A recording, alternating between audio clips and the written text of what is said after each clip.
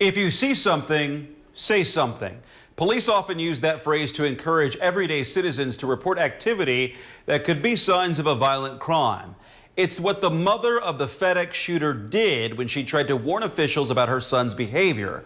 Tonight, IMPD Chief Randall Taylor is speaking with our Cameron Riddle, urging Hoosiers to not get discouraged.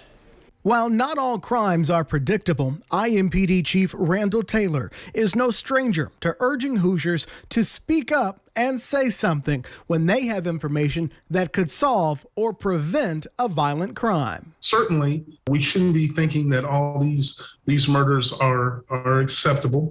And if we know something about it, then I think we've got a responsibility to ourselves and the rest of the community to say things about it. Whether it's a street crime, domestic violence, or workplace violence, like in the case of the FedEx mass shooting, Chief Taylor says tips from the community have proven to make a difference in battling Indy's problem with violence. The community has done a fantastic job. It's reacting as well, but from the standpoint of giving us information that we need to make those arrests, the community has hit home runs and grand slams. While speaking out and sending tips has made a difference in some of Indy's recent homicide cases, it was not enough to prevent the FedEx mass shooting after the shooter's own family reached out to law enforcement with their concerns. Even if Mr. Hole had been identified on the red flag law, it certainly is a barrier. That's what's intended to be a barrier to keep people from getting weapons.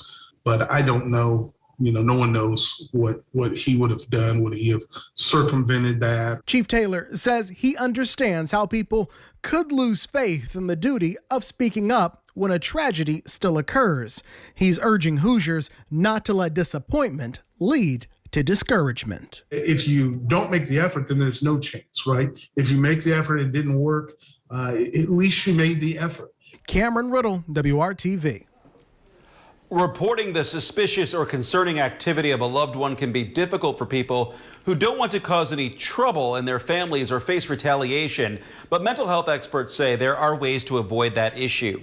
David BERMAN is a vice president with the Mental Health America of Indiana. He says giving your identity when reporting a concern is not required and in some cases not even important. He says the purpose of reporting a potential violent act is about saving lives. Who reports it doesn't really matter. You can always make an anonymous call. You can always do that anonymous tip, whether it's to a school because you suspect something might happen with your child, or whether it's to law enforcement, or whether it's to DCS, or, in some way, shape, or form, there's a way that you can communicate the risk that there might be without directly getting involved where fingers might be pointed. BERMAN says reporting concerns that someone may harm themselves or others will become even easier next year when the federal 988 emergency hotline will be up and running as a sister system to 911.